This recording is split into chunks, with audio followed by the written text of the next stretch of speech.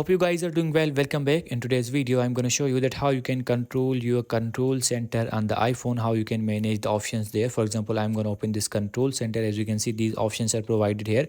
If you want to customize them, if you want to delete any kind of option from them, or if you want to add any option, you can also do that. So let's see how we can do that. Simply we have to go to the settings icon, and after going to the settings icon, as you can see, now we are here. Simply you have to scroll down, and after scrolling down you will be able to get this control center option here. So as you can see, access within app, so we have to come to down. As you can see now, simply for example, if you want to add these, you can also do that. As you can see, these are already added. For example, I'm going to click on this will be removed. Let's click on the remove.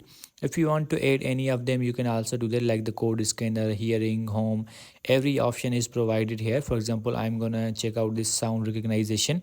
So let's click on this, and it will be added in our control center.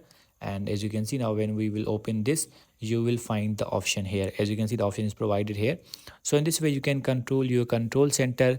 I hope you guys understand this video, that how you can do that. So see you in the next video.